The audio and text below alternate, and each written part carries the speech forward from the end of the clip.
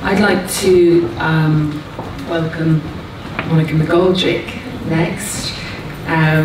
She's been kind enough to join us from New Jersey, and she made a comment last night that she would have come on any day for this event for Imelda. So she's an internationally renowned author, teacher, family therapist. So those of you in the field will be very familiar with Monica's work and her seminal publication. So I'll let her do the rest. Thank you.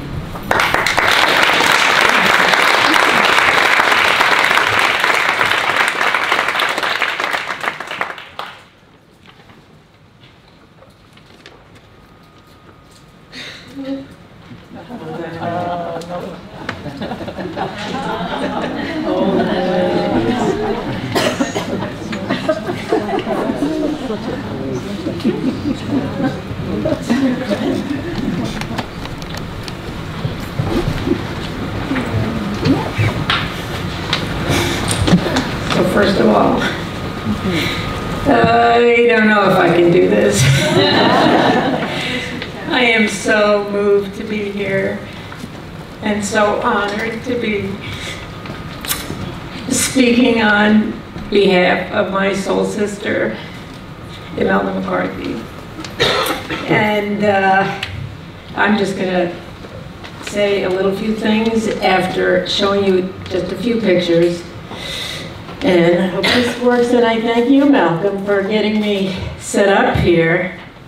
And I thank you all for arranging this extraordinary day, which it's just, this is phenomenal. So, bravo, Imelda.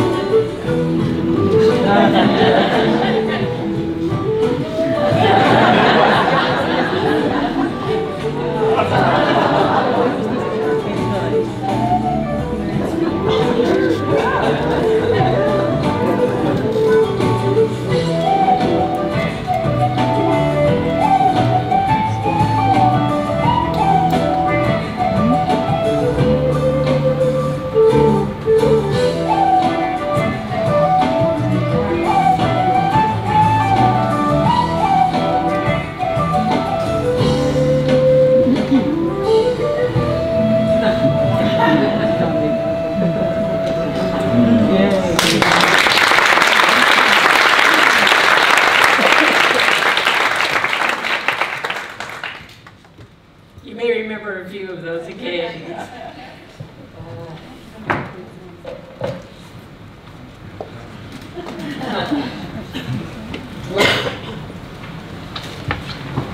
So now, I'm going to read this because I didn't trust myself not to read. It's an awesome responsibility to be the opening speaker at this Festschrift for Imelda McCarthy. Imelda is one of the foremost leaders in the family therapy movement internationally, asked to speak in meetings all over the world. She's presented in more than 24 countries. This is a reflection of her unique gifts as a theoretician, teacher, and clinician. She's on the cutting edge of developments in the systems theory field, and at the same time, She comes from a strong background in social work activism. She's worked with the most disenfranchised populations, and through this rich experience has been able to make practical her ideas for students working with the most in need. I've had the good fortune to share my life with her since the early 1980s, when she first welcomed me into her home. Whenever we have managed to find a chance to connect, we pick up where we left off. I've been profoundly influenced by her theoretical and clinical intuition, her warmth, her brilliance, and her humor as a teacher, mentor, clinician, and friend. There's a tremendous range to her creative talents. She's extraordinarily intuitive and original in her approach, able to integrate highly complex material in a creative way. Imelda draws on knowledge from many fields. The fifth province concept is a powerful model. It's a model that has become a pivotal concept for me personally and for anyone trying to resolve complex systemic dilemmas and conflicts at both a micro and a macro level. It became for me a core way to understand and convey systemic ideas. I love it even as I struggle mightily to hold on to it. This concept of maintaining a place to hold the reconciliation of opposites became a bedrock metaphor for systemic transformation. I go back to it often and have built it into my teaching and therapy, teaching it to students and clients as a concept to help them bridge the impossible divides when they're stuck in polarizations. Imelda always sees fascinating new connections that make her work exciting and refreshing. As a teacher, she's always sensitive to the personal and unique in human interactions at the same time that she has a masterful ability to move to a level of brilliant theoretical conceptualization. She's generous, humorous, and sensitive, enriching everyone who enters her orbit by her continuous commitment to expanding perspectives, her own and those of her students and colleagues and clients. For more than 35 years, she's been one of the people who most affected me intellectually and emotionally, and whose support I value in my life. So let me tell you a little of my connection, how I got connected to Imelda and to Ireland. I first became curious about Ireland in 1972, having become interested in Bowen theory and genograms, and having begun to wonder why my family never acknowledged their Irishness. By 1975, things had reached a point in my family that my parents celebrated their 35th wedding anniversary with a trip of our whole family to Ballymaloe in Cork. I landed in Ireland and suddenly realized how Irish I was, although I had never been there before, nor thought anything much about the fact that my family was 100% Irish, but nobody ever talked about our Irishness or our family history, or Irish history at all. And I had never given my own ancestors a second thought. I considered myself, at that time, a regular American person. Without a culture, I was just a member of the human race, as far as I knew. And then I landed in Ireland. And oh my God. Coming to Ireland changed my entire perspective. It changed how I saw myself and everyone else. And from that moment, I became fascinated with learning about what it meant to be Irish, because clearly it filtered everything in my life, even 4 generations after my family's migration, and without anyone speaking about it. I wanted to find some Irish family therapists so I'd have an excuse to return to Ireland. I did go back every year for the next 10 years until my son was born in 1985, traveling sometimes with Irish American family therapist friends, Joan Barth, Ellen Overland, and my closest friend, Betty Carter, but I couldn't seem to make contact with Irish therapists. Then, 5 years later, in 1980, I wrote a paper with a friend, John Pierce, about therapy with Irish American families. for her family process. An Irish commentator, Nolik Byrne, had written a response to this article. I couldn't quite make sense of what she said, but it was clear that she had a problem with that paper. Don Block, the editor of Family Process, required that we write a response to her response. We couldn't figure out what we were going to say. How to respond to this critique, which we really didn't understand.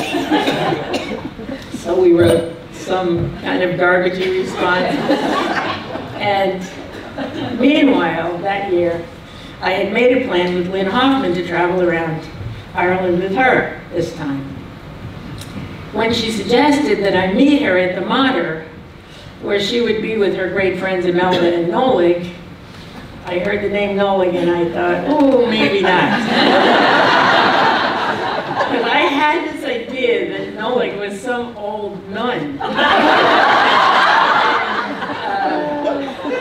said to Lynn, why don't we'll just meet on the road, you know, catch you later. And she's like, no, you have to come. So, of course, I came, and I fell in love with both of them, and the world has never been the same since.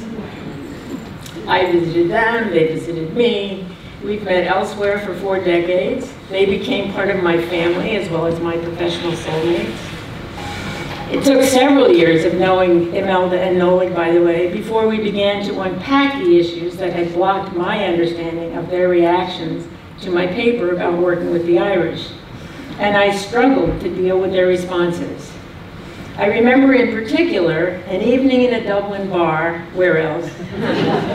After a few drinks, I raised the issue that in the 2 or 3 years we had now known each other, we had never sorted that out. Imelda most poignantly led me to a beginning understanding of how my words had failed to convey an empathic or systemic understanding of the patterns I was describing regarding the Irish. It has taken many more years to understand more deeply, and I'm still working on it, of course, how rigorous and careful one must be about descriptions of the other's experience if you want to build bridges of understanding rather than create disconnection with your words. Having cultivated a dogged desire to clarify things all my life, in part because of the mystification of growing up in an Irish family where the most important emotional issues were never dealt with directly, the Irish team taught me the power of patience and of allowing multiple levels of truth and experience to coexist, even while we try at the same time to reach towards equity and social justice. The concept of the fifth province is brilliantly helpful here, drawing us towards the realm where all opposites can coexist and be reconciled, and where all parts can belong to the totality, a place of openness to the other. It is such a rich analogy of the polarization problems of our world. That swinging door, as Mary Robinson put it, where each of us can venture out and others can venture in, that place where hope and history can rhyme. The fifth province model provided a framework for containing the opposites in an explicit way. For this wisdom, which I received from both Imelda and Nolig, I am eternally grateful.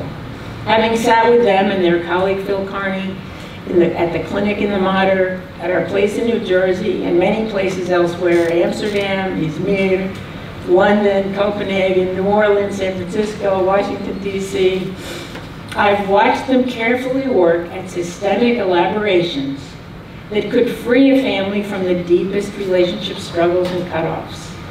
We collaborated on developing an international teams conference at Ballymaloe with Luigi Boscolo and Gianfranco Cecchine, and another international Ballymaloe conference on loss, as well as major alcohol conference in Dublin in 1984. We've shared presentations at many other conferences around the globe. My connection with them has been one of the richest experiences of my life. Of course, the jokes and debriefing at the bar afterwards have also facilitated our discussion, and of course, been an elaborate part of our experience. I've been fortunate to have had Imelda as a friend, colleague, and inspiration since the early 1980s. She's had a meteoric rise to prominence in the field for her creative ideas and her ability to articulate them. She's also been a transformative mentor and role model for several generations of students, many of whom I have met during visits to Ireland.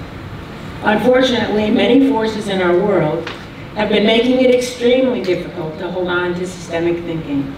In the US, it is of course even worse. The increasing mobility and diversity of our society make the need for collaborative thought more important than ever for effective intervention. But the power of dark money, big pharma, and the wealthy and self-centered taking control of healthcare sometimes makes it seem as if we will lose our systemic approach altogether, though it is our only hope of survival. I'm deeply grateful for the ongoing efforts of Imelda and her colleagues, and to Gail Simon and Imelda for their book, Systemic Therapy, Transformative Practices in a Changing World, which can aid us to hold on to this essential framework for our future. It is a great honor to have been included in this celebration of Imelda McCarthy. Thank you.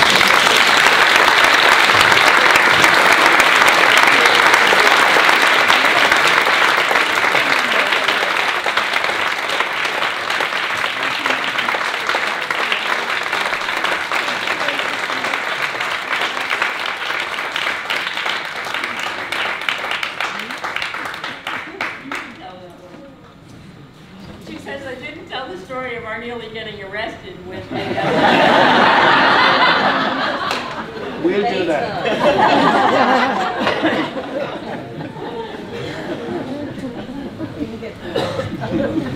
Thank you very much, Monica.